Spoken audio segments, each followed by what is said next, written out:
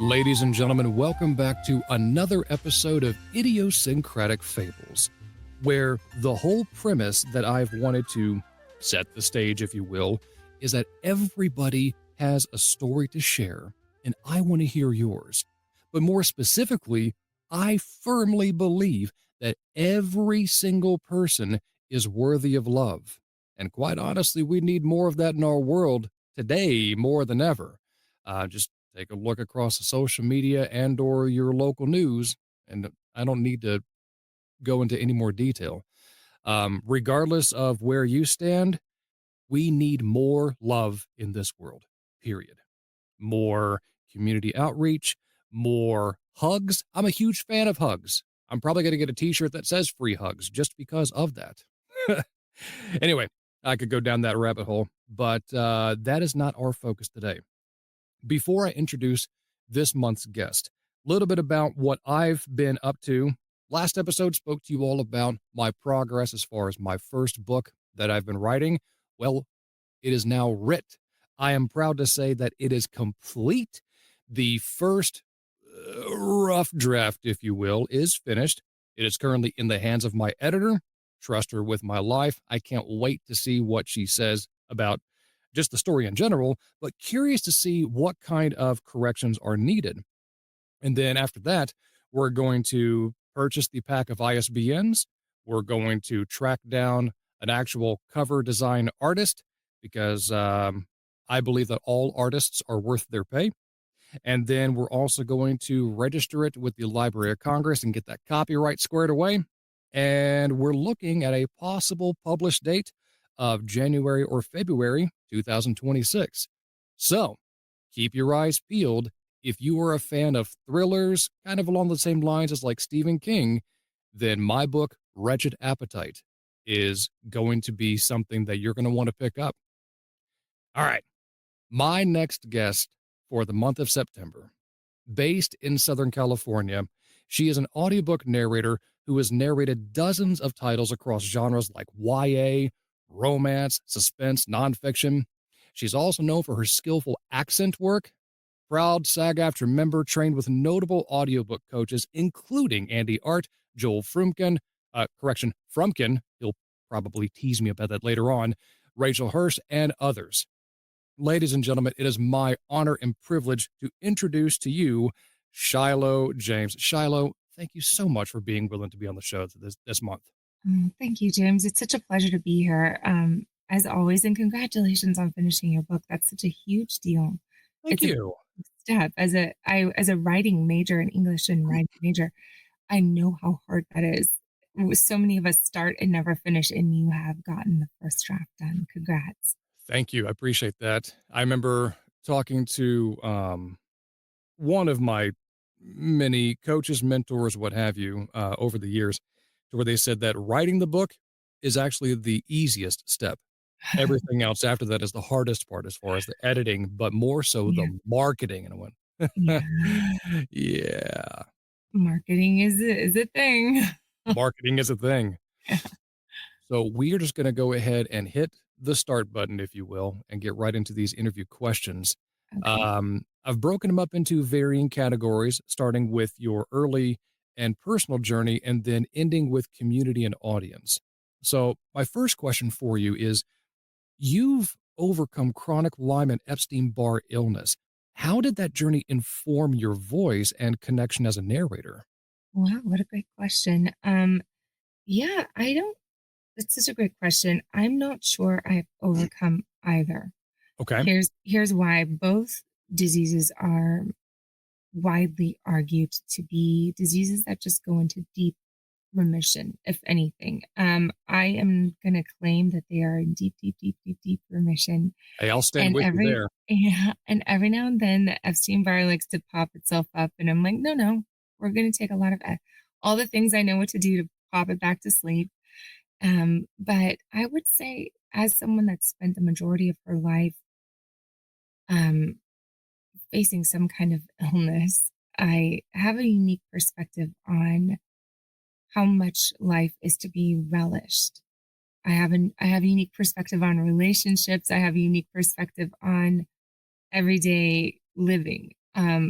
I'm such an adventurous spirit, and when I was younger, that meant climbing literal mountains, and today I can see that as, like, you can have a total adventure just going outside of your home, going running errands, doing something outside of the norm. Adventures can be little by somebody's estimation, or they can be grand, and that is something I would not have learned if I had not spent actual years trapped in bed. Um, I think that's the question you asked. There's so much I could Yeah. talk about that. So, yeah, A- And I believe I did choose the wrong word because you corrected me. Thank you for that. You have not overcome, but you've managed to put them into deep remission. And yeah, yeah, let's keep that, in the good vibes going, that they yeah. remain in deep remission. Amen to that. I'll Yeah. take it. Yeah.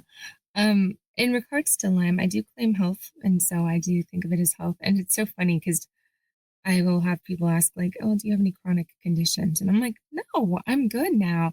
And I have to remember, "Oh, wait, I have asthma, I've got migraines, I've got other things that I deal with, but Right. they're so minimal compared to what I was dealing with before that I don't really consider them that." And I must remember not to minimize that because they are somebody else's mountain.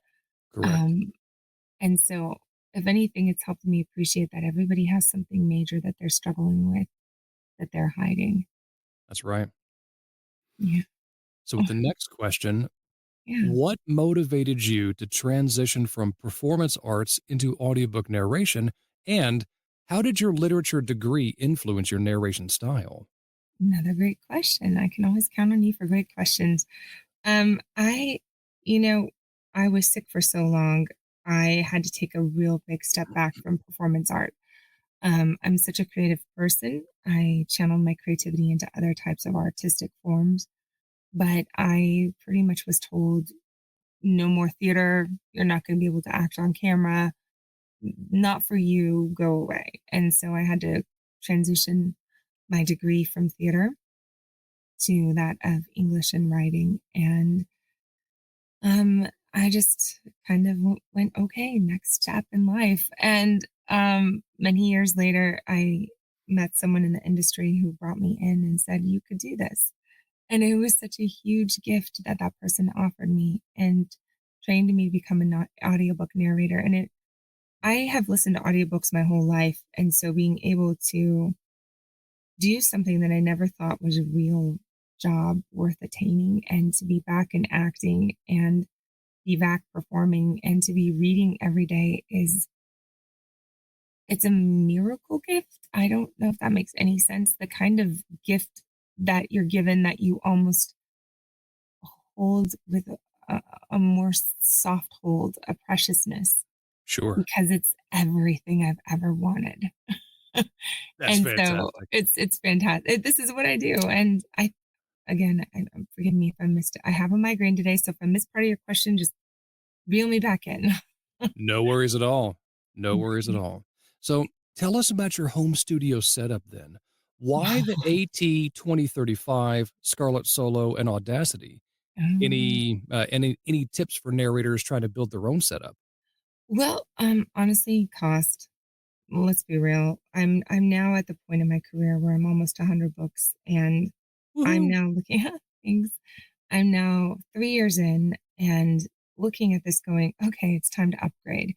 These are great basics. These are really solid basics that can technically take you through your whole career with very minimal struggle. But there are tiny little things and tiny little oofs that we can make as narrators that just take us that much further. And so one of the goals I'm looking at is upgrading my mic this year. Um, I'm playing around with my DAW. Audacity works really well. My Scarlett, it works well right now, so I'm not complaining about that. I just built a home booth this year, which has been really good and helped up my game and my efficiency. I was in a blanket fort before, and now I'm in an insulated, it's really big space. Look, you can see. Oh, wow. Um, yeah, it's quite tall. I actually built it out of Billy bookcases and rock wool insulation. Another narrator gave me the specs, and it's been brilliant. I can record during tractor day because I live in the country, and sometimes there's tractors, so it's kind of nice. fantastic. Yeah. I unfortunately don't live in the country, so I can't relate to tractors, but I am in the suburbs, and so every now and then I'll still get Yeah, lawnmowers and snow absolutely. blowers and even Mhm. crop dusters that fly overhead because, yes, Oh I'm in a god. suburb, but because being in the Midwest, we are surrounded by corn and soybeans. No, thank you. Yeah. I I'm mean, that's awesome. So how would you say that your coaching experiences, with industry professionals shaped your storytelling Mm. approach? I have been coached by so many people, so many wonderful talents, and I mean, the list you mentioned is just a small smattering of incredible, incredible narrators.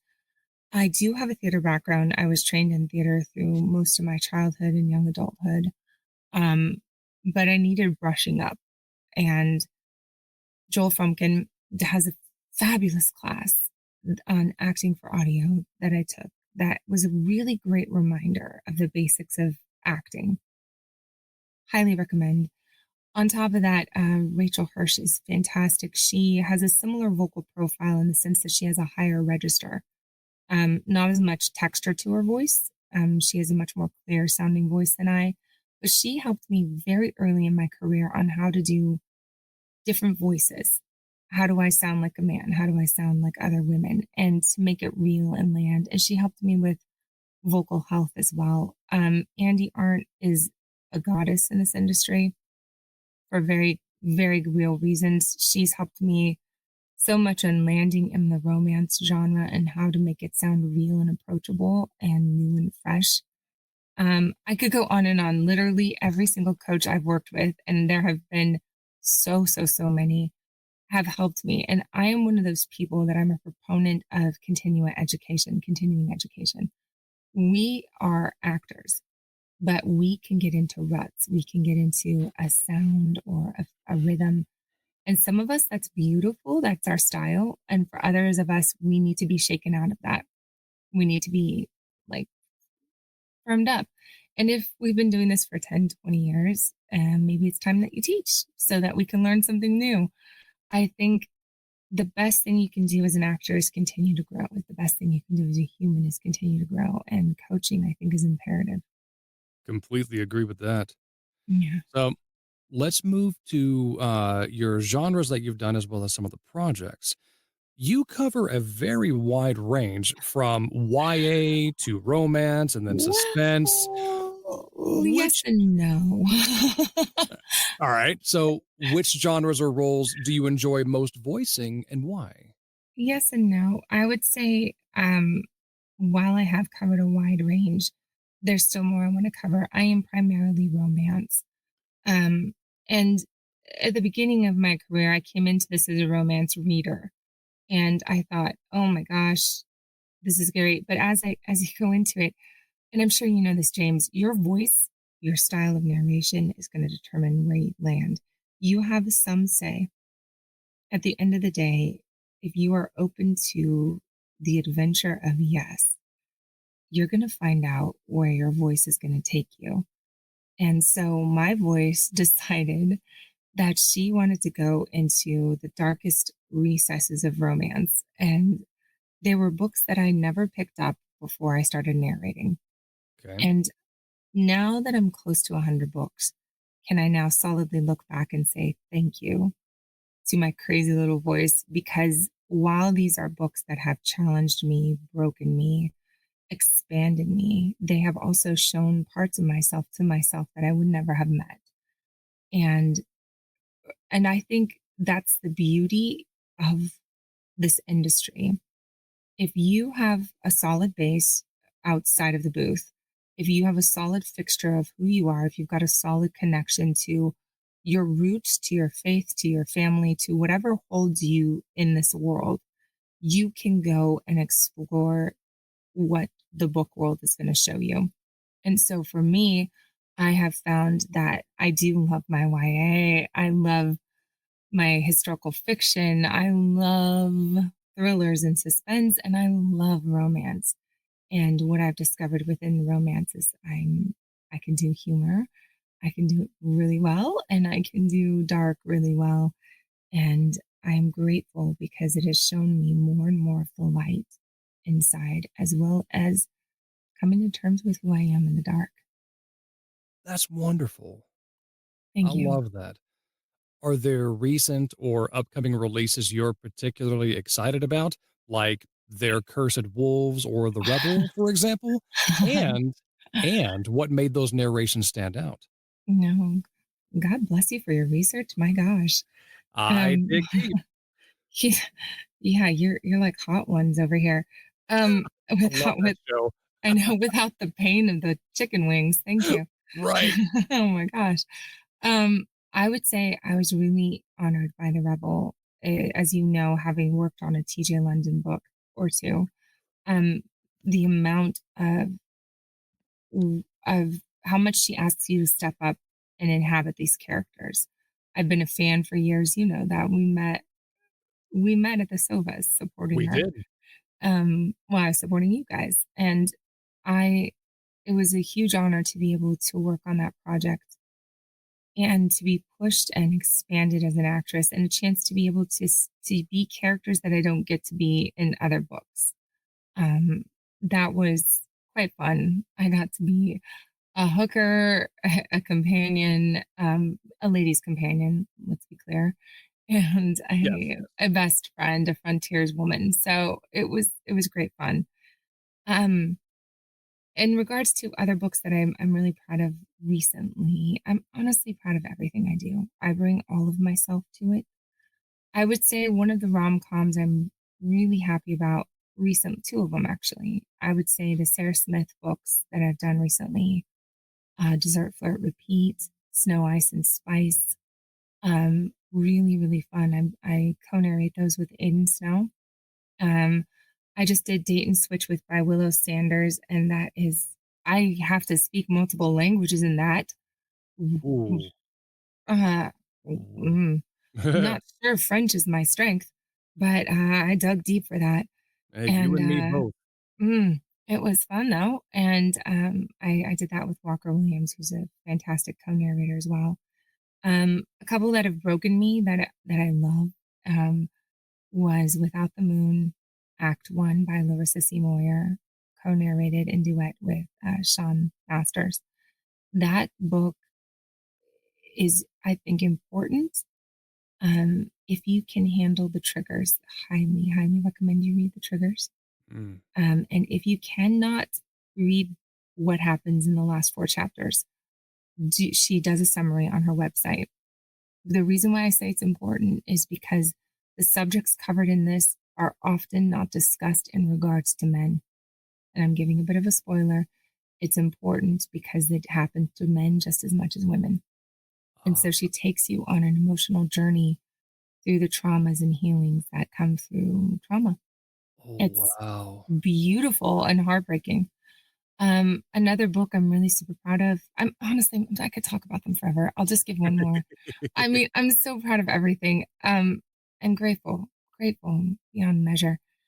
Um, The Lovely Return by Carrie and Cole. I co-narrated that with Brandon Francis and Danny California, and it's a taboo book.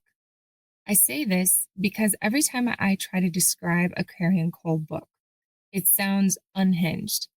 But the way Carrie and Cole writes, I've been a fan of hers for about a decade. The way she writes a story is that she takes something that we can say in a trope or gloss over, and she humanizes it so that they could be your cousin, your neighbor, and you go, but it's okay. This is the case. And in that okay, you start to I did, and I would challenge people who read it, you start to expand your heart a little bit and your brain, and you think, what if I'm wrong? Now, in this case, it deals with the subject of reincarnation. Now, I personally don't believe in reincarnation. Others might. That's fine. Yeah. I might be wrong about it. I don't know. But it's not what I currently hold as my belief. And what she does, though, is this beautiful story about mental health and reincarnation and an age gap romance. And it's heartbreaking and beautiful. And it asks questions and it doesn't answer them, but it ends happily ever after. and Wow. you walk away with a story that resonates in your heart. And I love those stories. Stories that you're kind of like, I'm not sure I agree, but now I have conversation points. That's what I like. Wow. Yeah. So that's what I'm up to. That's awesome. That and I did my first horror book. Ooh, how'd you like that? Okay, so I don't like horror, but I did this book and it was the most fun. It was a slasher, like a campy slasher horror. Oh, those are my favorite. And it was a multicast. I mean, it had erotica in it because it's me. My voice can't do anything without being sexy. And I was like, okay, but it was so exciting. I'm not going to give you spoilers, but it was such a fun story because I got to, and I know you know this. You play with the pacing and intensity, especially because if it lies upon you in a chapter to give the intensity of who's around the corner. Are they coming to get you? Is the killer there? Oh no, oh no, oh no, oh no. You have to play with the pacing, with the intensity, with the volume, with the all of it, because you can't keep it all one pace. You lose focus. And And likewise, so, the listener loses focus too. yes, exactly. So for me, it was such fun to kind of sink my teeth into that. And now I want more. I want more of that. And I don't know how to ask for that because I don't want to do paranormal horror. Right. I don't want demons or ghosts. Yeah, I'm So, I'm not a fan of those, but mm-mm. slasher horror, yeah, I'll take those. We're a little crazy, James. We're a little unhinged. It's okay. Hey, it's like the song by the 90s pop artist Seal says, "We're never gonna survive unless we get a little crazy."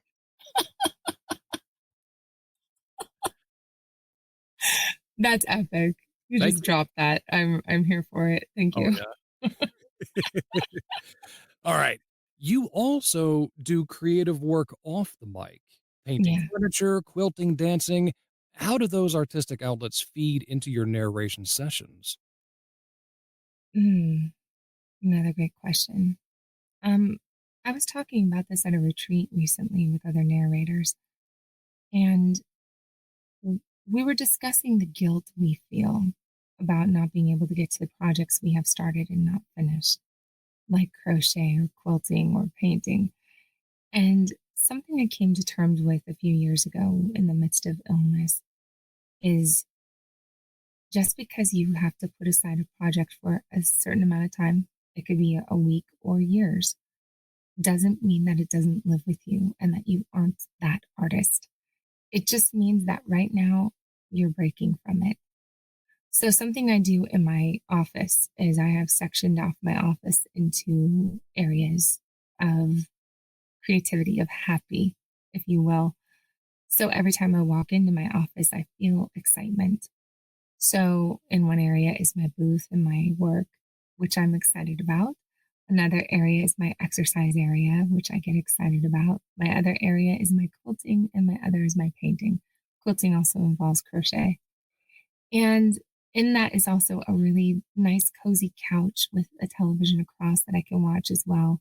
And what I've discovered is that when I'm feeling guilt because I haven't approached one of my passions in a while, I can look across the room and see another area of one of my passions I'm currently involved in and feel lit up again.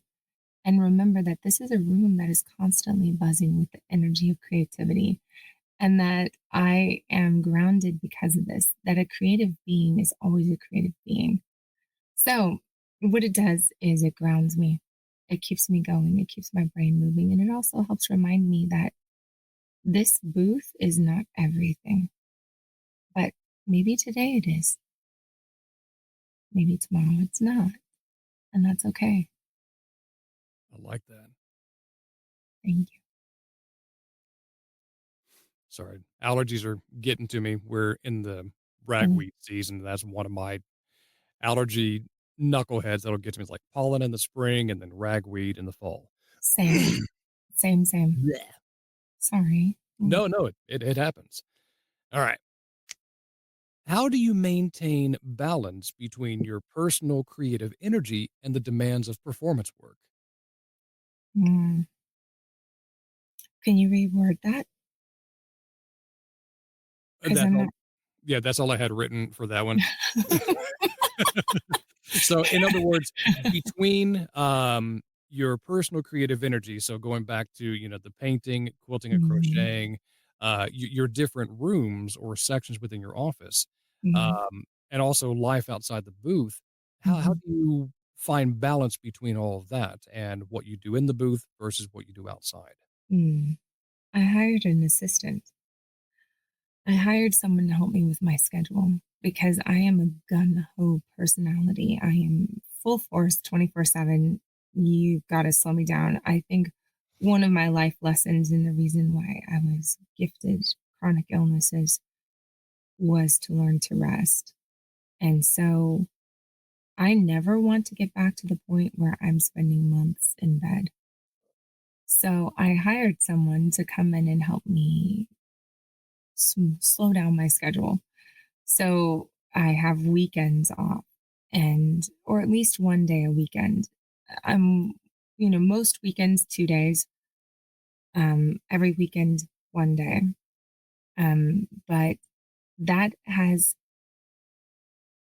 been torturous, to be honest. It's very hard to stay away from the booth. It's very hard to not be in here creating all the time because it's such I love it so much.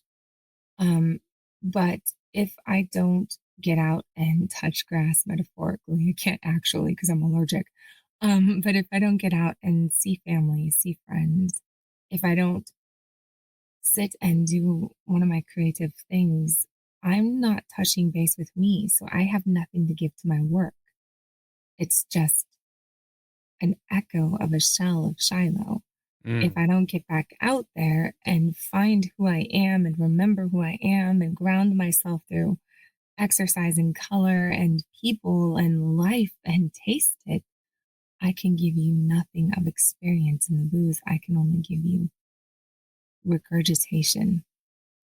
So I force myself to rest. And rest is important. Sometimes that's where the majority of our growth happens, is during moments of rest. Very well said. Your TikTok and Instagram communities are full of fellow narrators and fans. How do you think social media has changed the landscape for your audiobook narration? Mm, you're just full of the great questions. I love it. Um, you know, mm, I look at social media as I'm trying to think of ways to say this. All the things to say. I love social media because it has brought me so many genuine friends and connections. I hate social media because every day it tells me I'm less than. Mm. So, the way to combat the negative noise of social media, because the purpose of that is to sometimes bring you down, is to find the genuine connections. So I love going live on TikTok. I found some really great people over there, and it brings me back to my performance roots. I love that. Um, that feeds me. I have really good author friends. I have great narrator friends. I've got a great Discord, couple of great Discord groups that I'm a part of. I'm grateful for the connections of social media. Social media has quite literally changed my life in more ways than I can even mention here for the better. Um, in regards to the business, it is the wave of the future and the wave of now. There are two types of narrators I've noticed and two types of narration, and I probably shouldn't be saying this out loud, but we're going to anyway. The way I separate it in my brain is kind of like a John Hughes movie with less animosity. Ah, You have narrators that are library narrators in my brain. Um, they're quiet. You don't see much of them on social media, but they're excellent and they win awards like Audiophile or Audis or Sovas and Grammys, and they're wonderful narrators, wonderful humans, but they're quiet on social media, so they're not very popular outside of the narrator community. But they're a certain group and they get certain types of books and they're in the library. Then you have the Jocks and Tobacco Road. And those narrators are what I would call the the social media popular crowd, and they are out there having a great time too. They are out there entertaining homecoming. They are out there. Your mom knows about them. Your daughter knows about them, and they are out there winning prom king and queen, and that's fine. This is great. They're going to win the popular vote, and neither is wrong. It's the problem becomes, and I've been noticing this is when either look at each other and think the other is less than, or they want to be a part of the other. And we all cross paths. We all do, of course. It's all a big community. And I think it's actually better as we all lift each other up. I find it to be very supportive. But at the end of the day, maybe you're just a cheerleader, and there's nothing wrong with that. Go be the best darn cheerleader you possibly can be. And if that means you're on TikTok every day, go do it. Enjoy it. Love it. And if that's not your personality and you don't like social media, great. There's the library. There's fabulous other routes as a narrator that you can still get work. Did that make any sense? That was a wonderful analogous term. I love Okay. that. Okay. All of it to say, there's just different routes, and it all works together, and neither is wrong. And it's easy to look down on other people because it's different, but don't, because it's all the same. I love that. And in between, I know I've fallen victim to this a time or two and even have cried out because of it. That little rascal named imposter syndrome will weasel his way in to try and convince you that you're not good enough, to convince you that you are less than, and to point the finger elsewhere and go, ah, look at so and so. They're winning awards. You're not. Right. And I just have to remind myself, hold on, pump the brakes, Chief. You are on your own path. They are on their own path. Your path does not look like theirs. Stay on Mhm. yours, stay the course. You're doing good. And 1,000% they're thinking the same thing. I just had that conversation with one of my very good friends in the industry today. I said, most days I have a pretty good brain on my head, or head on my brain, whatever, you know what I mean. Oh, yeah. And today I woke up and I was like, I suck. I'm terrible. I'm never going to get anywhere. This person got an award. That person got a review. I'm unseen. I'm not getting the books I want, which isn't true, by the way. None of this is true. Imposter syndrome is just a protective measure our brains are telling us because it doesn't want us to get hurt when we take chances. And the more chances we take, the louder it's going to get because it wants us to stay safe. And to stay safe means not moving from where we are. So every time it's loud, I'm doing something new. Now, think about it. I just recorded a horror, my first horror. So, of course, my imposter syndrome brain is going to be super loud today, saying, no, stay back. You did something new. And so my friend came back and she reminded me, she says, sweetie, my whole social media feed has been nothing but you today. And I'm like, you need more diversity. And she's just like, no, it's all your books coming out. Take a deep breath. Just remember there's somebody out there that's probably jealous of you. And jealousy is just there telling you what you want, not necessarily informing you of the person that you're actually jealous of. And so it was helpful. I took a deep breath, and you're right. Our paths are our paths. My voice is going to do whatever the heck she wants. My path is going to be wherever I need to be. There's plenty of work for everybody. And as long Exactly. as I keep doing all the things, reach outs, coaching, social media, improving what I'm doing, showing up for work, then it's going to be fine. You kind of answered my final question for you, but let's see what else you can add on to this one. What message or encouragement do you aim to share with aspiring narrators, especially those facing adversity or health challenges? Hmm, it's hard. This is not easy. This isn't supposed to be easy.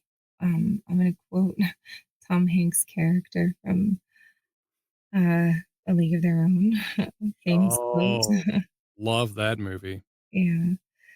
Um, what is it? Hard is what makes it great, I think is what he says. She's like, but it's so hard. And he's like, but hard is what makes it great. And that is the truth, is that it's okay. Rest. So what if you can't do 3 finished hours a day? It's okay. You don't need to. You're only put here to tell the stories that you're meant to tell. You're here to touch souls that you're meant to touch. Your your breath, your voice, your heart, your soul is so important. And even if you only tell one story, that's vital to somebody. So tell it. In the meantime, don't be afraid of rest. It's going to feel uncomfortable. Do it anyway. Don't be afraid of the monsters in your head. They're going to come and bite at you. Remember, they're just trying to protect you. Give them a hug and set them back down and say, you got this. And find somebody that, like my friend, that you trust to tell you the truth and that you can keep going. And if you're sick, you're sick. Don't take on too much. And always be honest with your producers.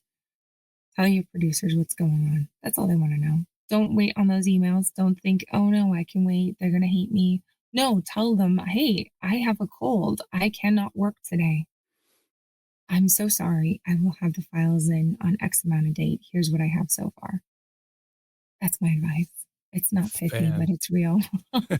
No, it's 100% uh, transparent and real, and that's all we ask. It is fantastic. So to close us out, Shiloh, where can people find you on the internet and social media? And listener, if you're sitting there going, my gosh, I need Shiloh to narrate my book, Shiloh, where can they find you? You can find me on my website, shilohjamesnarrator.com. You can also find me on TikTok and Threads and IG under Shiloh James Narrator. I'm also Lindley Woods, so if you're thinking you have a clean something that you need, I do it under that too. But Lindley is hidden. She's clean, but she's there and she's under me. So you can find me there. Fantastic. Shiloh, thank you so much for being a part of the show today. You were an absolute treasure to just hang out with and get to know a little bit more. I really appreciate you. Thank you, James. It's been a pleasure. Thank you. You're welcome. And dear listener, to you as always, thank you for hanging out and listening to this month's episode. Because remember, every single person not only is worthy of love, but every single person also has a story to share. And I want to hear yours.